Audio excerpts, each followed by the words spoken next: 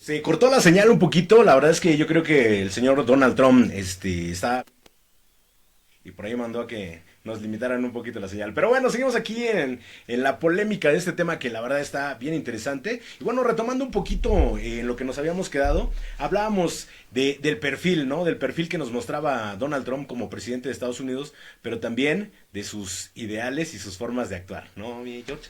Te decía que más que loco es un personaje muy transparente en sus intenciones e intereses.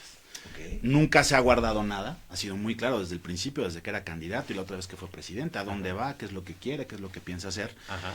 Y más bien es una gran expresión de estos grupos enormes que habitan en los Estados Unidos y que piensan igual que él. Sí, claro. Y de hecho una expresión terrible que tuvimos hace unas horas fue este asesinato en Minneapolis de una mujer que iba a ser detenida por esta agencia de migración, un grupo de personas norteamericanas que se estaban manifestando en contra de la presencia de la Guardia Nacional norteamericana y de esta agencia de migrantes, Ujú. y que por el simple hecho de querer retirarse en su auto es asesinada por un agente federal y que ahora ha desatado una ola de protestas. Y esto es, a lo que voy, pues una expresión de lo que Donald Trump advirtió desde que llegó a la presidencia de los Estados Unidos, pero además que sus electores avalan. Ok. Frente a eso, evidentemente hay una polarización, hay un gran sector de la población Sí. norteamericana que no acompaña estas ideas. A nivel internacional, pues estamos igual. Donald Trump no esperó a que pasara más de 24 horas después de invadir Venezuela y extraer al presidente venezolano para hacer la declaración de que Groenlandia, que es parte asociada de Suecia, tenía que pasar a su control. ¿No? Y entonces empieza una crisis diplomática con Europa, con la Unión Europea y con Dinamarca porque pues nunca ha ocultado sus Cierto. intenciones. Entonces loco no está, descarado sí es, y es algo bastante peligroso para el mundo y ha generado mucha inestabilidad. Es un Hablemos riesgo. ahora del escenario de la captura de Maduro. Por ahí leí algunos artículos, inclusive de algunos periodistas que sacaron en sus notas, donde afirmaban que, por ejemplo, se manejaban varias cuestiones. La primera, una de ellas que me llamó mucho la atención, un acuerdo entre Maduro con Estados Unidos, es decir, con Donald Trump. Salir de su país, entregar el petróleo, pero él llevándose cierta parte de su riqueza que ya tenía, además de ser bueno, condonarle algunos pues detalles como el narcotráfico, como a la represión que hizo en su país, varias cuestiones que a él le ponían encima y a cambio de esto él se entregaba. Tanto es así que lo afirmaban que por qué no hubo un ataque como tal, digo, porque obviamente los ataques que se dieron, los bombardeos que se dieron dentro de Venezuela fueron ataques muy esporádicos. Otro decía y confirmaba esta teoría porque decía que cuando lo detuvieron fue de forma muy fácil. Cuando él tenía ya unas estructuras, un búnker, no sé, se hablaba de algo muy fuerte y que cómo era posible. Es más, decían un dato bien interesante, decían que no dormía una noche Maduro en su misma habitación precisamente porque ya sabía del peligro que corrían. ¿Cómo fue tan fácil llegar a él y que se entregara de esta manera o que lo capturaran de esta manera? Ese era un escenario. Mira, la verdad es que entraríamos al terreno de la especulación, pero Ajá. los hechos objetivos que de alguna manera contradicen esta posibilidad, primero, hasta el momento la contabilidad de muertos va alrededor de 100 personas muertas. Ok. Todos ellos combatientes de la Guardia Venezolana, e Ujú. incluso algunos cubanos ya reconocidos por el gobierno de Cuba que se encontraban protegiendo al presidente de Venezuela, ¿no? Más de 30 cubanos, si mal no Es recuerdo, correcto. son los que reconoce el presidente de Cuba, Díaz Canel, Sí. se encontraban al servicio del presidente de Venezuela.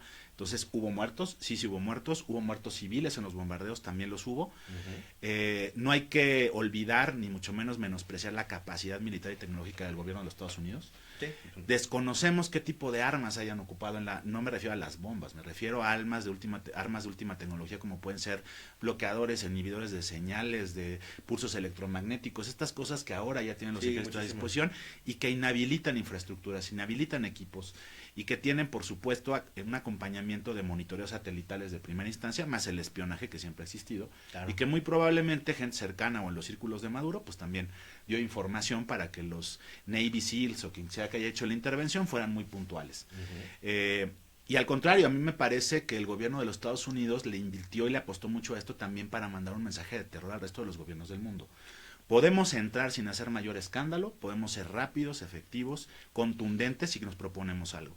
Y me parece que el mensaje que mandaron los norteamericanos al mundo también fue ese, y sobre todo a América Latina.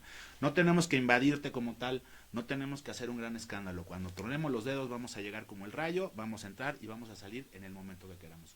Ya el mensaje político y de terror. Fíjate, ese es otro punto que ahorita vamos a tratar, digo, y ahorita lo vamos a delimitar, porque ese es yo creo que el más importante, ¿no? Pero bueno, el siguiente, ¿no? Otro escenario.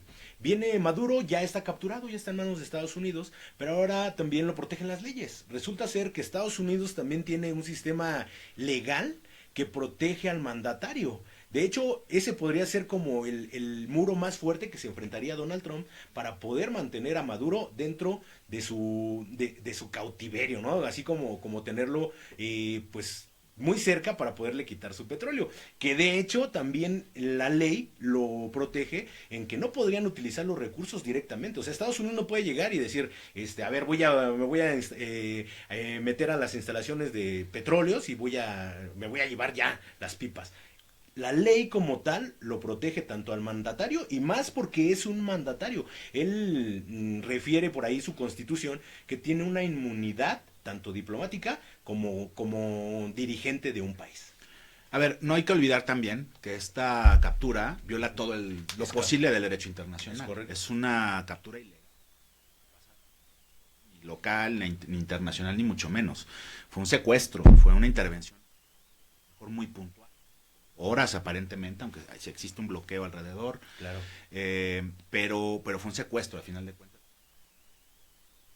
El presidente de Venezuela, y que viola leyes del derecho internacional. Entonces, llegas con ese antecedente en contra, digamos, para efectos de un juicio, pero además las primeras declaraciones de Maduro en la corte fueron también muy puntuales y muy inteligentes. Y él dice, primero, soy un prisionero de guerra, sí, porque fue un acto de guerra por el cual me capturaron.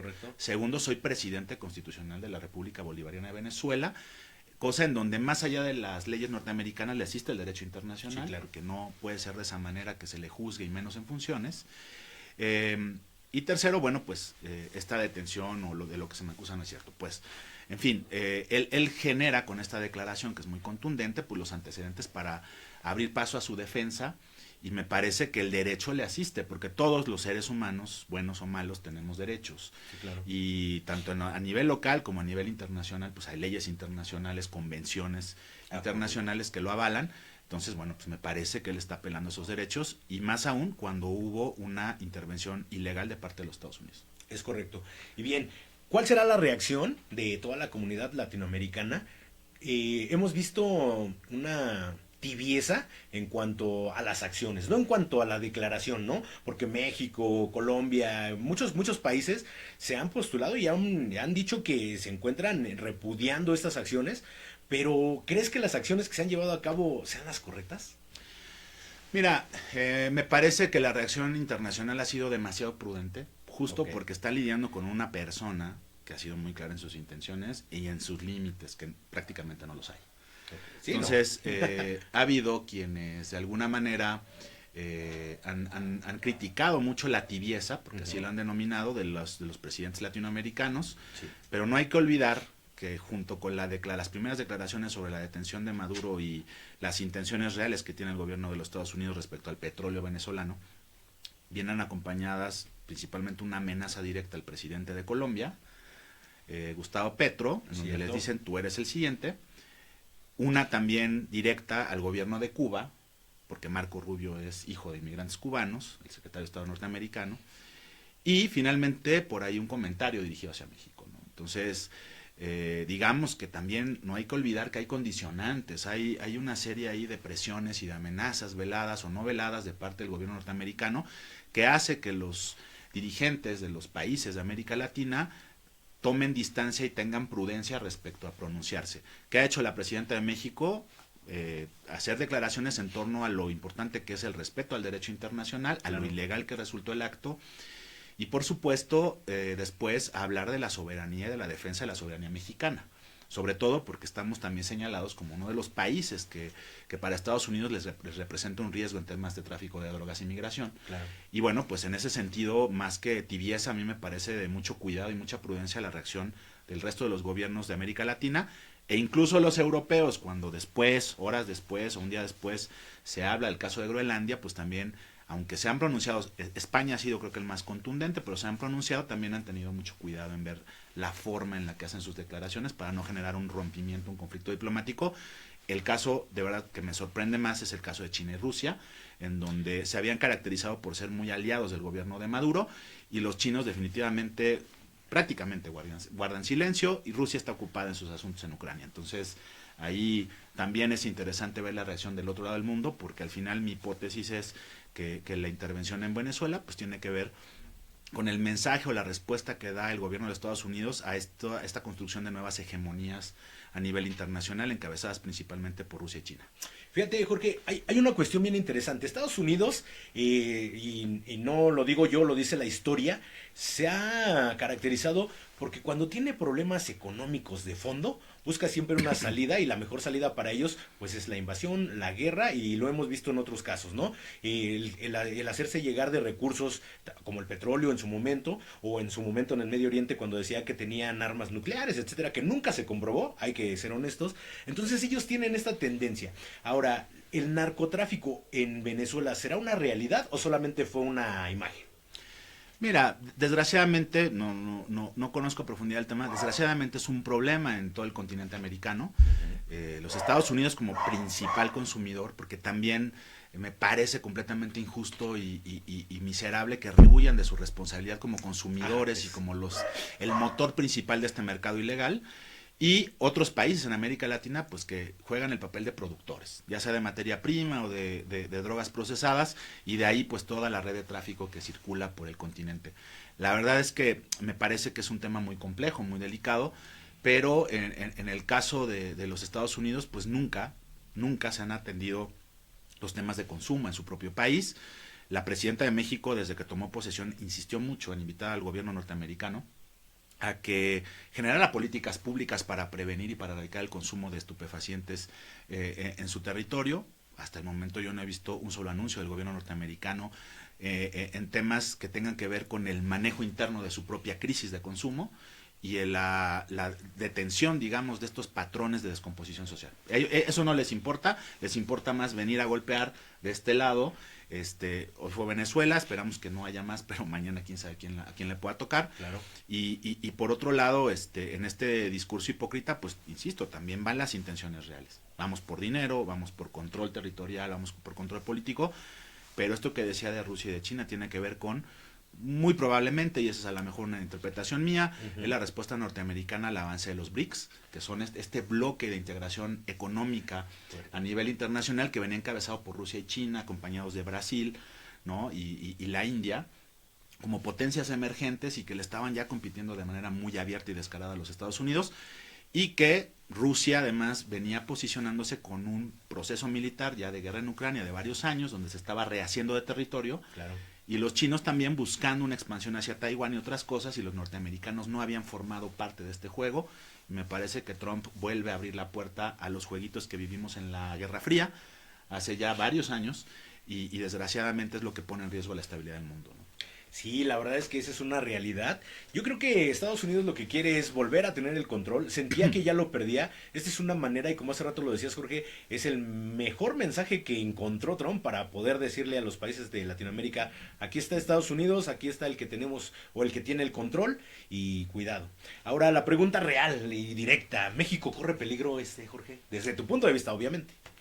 Pues mira, yo creo que todos corremos peligro en el mundo cuando encontramos este tipo de posiciones y personajes, y no me refiero solo a Trump, me refiero también al presidente de Rusia. Sí, claro. Los chinos me parece que han sido los más ecuánimes en esta historia, en el sentido de que no se han metido en este ajo de las intervenciones militares, de generar conflictos. Las tensiones con Taiwán existen, pero han evitado de alguna manera estallar conflictos de carácter militar. Porque se saben muy fuertes en la cuestión económica, ¿no? Y han sido muy inteligentes, procurando inversiones y otro tipo de intervenciones por la parte económica en el resto del mundo. Los hindúes también están en una crisis siempre peligrosa, importante con Pakistán, por ejemplo. Hay una tensión militar, hubo algunos intercambios hace no mucho tiempo. Recordaremos que Pakistán derribó algunos aviones indios en la frontera entre India y Pakistán. O sea, hay temas en donde intervenciones militares estallan, pero en el caso de los Estados Unidos, pues otra vez, al revivir la doctrina Monroe, al decir América es para los americanos, pero no nos referimos a nosotros, sino a los estadounidenses, y que mandan este mensaje a los BRICS, es decir, ¿saben qué? Ni China, ni Rusia, ni la India, porque ya no es Europa, digamos, el enemigo, como lo fue en el siglo XIX, ahora es Asia, y el caso de Rusia, no tienen cabida aquí, ni aliados en Venezuela, ni aliados en Cuba, porque curiosamente los amenazados son aliados de ese lado. Exacto. Me parece que el mensaje es claro. Estará en riesgo cualquiera que se oponga a los intereses norteamericanos y sobre todo en la materia económica. Porque militarmente, aunque el gobierno de Estados Unidos argumenta mucho el tema de seguridad nacional a través de la cuestión militar, en realidad me parece que es más económica. Quienes han tenido tratados y quienes comercian con los estados, el grupo de los BRICS, me parece que son los que pueden estar en riesgo. Que en el caso mexicano la ventaja es que nosotros hemos sido muy responsables en el manejo de la economía. La presidenta por eso ha insistido, y no sé si la gente se ha dado cuenta, pero México es un país abierto a la inversión, en México se respetan las inversiones extranjeras, el libre mercado, se procura, digamos, un tratamiento económico responsable, claro. Se ha procurado también mantenernos siempre en el marco del Tratado de Libre Comercio o la adecuación que se hizo ahora. O sea, en ese sentido, la presidenta, me parece, está protegiendo mucho nuestra soberanía a partir de una relación económica muy responsable con los Estados Unidos, pero la amenaza la tendrá quien rompa esos principios gringos, ¿no? No, sí, y la verdad es que hay que enfrentarnos también al tema de que han puesto este sobrenombre a todas las, las redes de narcotráfico, y que ahora ya los llaman terroristas, y que ese ha sido su mayor palanca, ¿no? Su mayor apalancamiento de Estados Unidos para poder utilizarlo como pretexto y poder llegar a naciones como lo fue Venezuela. Sí es cierto, corremos peligro, la verdad hay que ser realistas, sí corremos peligro, como bien lo dices, Jorge, pero yo creo que también hay una visión más amplia. México tiene otras condiciones económicas, otras condiciones geográficas, pero también otros aliados. Yo creo que la injerencia de Estados Unidos, si fuera a diferencia de Venezuela con México, sí habría una respuesta diferente por parte de la comunidad internacional, ¿no? Sí, pero también hay un tema que me parece siempre ha cuidado el gobierno de los Estados Unidos, no siempre de la misma manera, pero han mostrado cierto cuidado en la forma en la que se dirigen a México, y es, compartimos miles de kilómetros de frontera, y de 50 o 60 años para acá, un gran núcleo de población. Somos el país con mayor número de norteamericanos fuera de los Estados Unidos, y Estados Unidos es el país con mayor número de mexicanos fuera de México. ¿No? Estamos hablando de varios millones de mexicanos nacidos en México que viven en los Estados Unidos, más su descendencia. Entonces, dentro del territorio norteamericano hay alrededor de 44 millones de personas de origen mexicano, no necesariamente nacidas en nuestro territorio, pero sí de padres mexicanos o abuelos mexicanos incluso, cosa que no es menor en temas de la seguridad nacional del propio gobierno de los Estados Unidos. Sí, claro. Y en el caso territorial, pues eso, compartimos una frontera muy grande entre los dos países, nuestras economías están muy entrelazadas. Es correcto. Eso ha sido parte también del problema que enfrentó la propia política económica de Trump en el momento en el que quiso romper de tajo muchas cosas, pero se vio afectada también por los aranceles y por otras cuestiones, y se ha contenido para no ser tan agresiva como él quisiera. Pero imagínate, ya en temas más profundos o más violentos, pues también se pondría en riesgo una estabilidad regional que no le conviene a los norteamericanos, por supuesto jamás nos va a convenir a nosotros, sí, no. Y eso me parece que es lo que pudiera tener ahí un poquito más aplacado los ánimos de ese lado, ¿no? Es correcto. La presidenta actualmente ha tomado una dinámica en cuanto a las acciones, yo creo que bastante responsable, más allá de colores, más allá de partidos, más allá de que simpaticen o no con la presidenta, estoy convencido de que sí ha tomado un papel estable, un papel responsable, porque finalmente ha dado respuestas congruentes con lo que se ha realizado. Y yo creo que la principal bandera es defender la soberanía. Totalmente, me resulta fundamental pues que la presidenta entienda de primera instancia, y eso habla del tamaño, la altura a la que está, que su responsabilidad es defender obviamente los intereses de nuestro país, claro, y nuestra soberanía. Entonces, esta defensa no tiene que ser virulenta, no tiene que ser enganchándose con un discurso agresivo, sino más bien muy firme y la presidenta de México ha sido muy firme en sus declaraciones, muy prudente y muy cuidadosa. Claro. Que eso me parece fundamental, sobre todo, repito, porque el entrelazamiento más importante y que generaría un impacto negativo en ambas partes es económico. Entonces, Siempre. hay que recordar que las declaraciones de un presidente, sea de Estados Unidos, sea de México, tienen un eco en la economía, en las bolsas de valores, en la inversión, en la estabilidad social. Y bueno, pues hay que cuidar mucho eso. Entonces uno mide sus palabras a esos niveles y la presidenta de México, a diferencia de lo que pasa en los Estados Unidos, ha sido muy responsable, ha sido muy coherente y sobre todo una mujer con mucho temple. Y me parece que eso es fundamental. ¿Qué veremos en este futuro cercano con respecto a Maduro? ¿Regresará a su país? ¿Seguirá preso? ¿Le fincarán más datos ahí adicionales a todo lo que ya traen? ¿O sí tiene una esperanza el presidente? A mí me parece que los norteamericanos no van a permitir que regrese, no sería una gran derrota, van a hacer hasta lo imposible, es difícil saberlo a ciencia cierta, pero van a hacer lo posible por continuar ese proceso que llevan, no dejarlo ir. Si el juicio terminará como ellos quieran o no, va a ser otra historia, porque como ya dijiste, Maduro tiene derecho a defenderse, sí, pero que no lo van a dejar volver a Venezuela, harán hasta lo imposible porque no vuelva a Venezuela, ya les costó varios millones de dólares, y sobre todo aprovecharán este tiempo para intentar ahora sí que darle una vuelta al régimen, como dices, ya hay una presidenta jurada de Venezuela, sí. Esta persona, pues tendremos que ver en estas semanas cuál es su comportamiento, pero lo que Estados Unidos pretende, porque así fue la declaración del presidente de allá, era imponer un gobierno, era adjudicar a alguien que a ellos les viniera a conveniencia ese mandato. No ha pasado, hasta el momento no ha pasado, pues habrá que ver cómo se va comportando eso en estos próximos días, ¿no? Sí, porque de alguna manera buscaba el control, él dijo que iba a tomar el control de todas, comenzando con el petróleo, ¿no?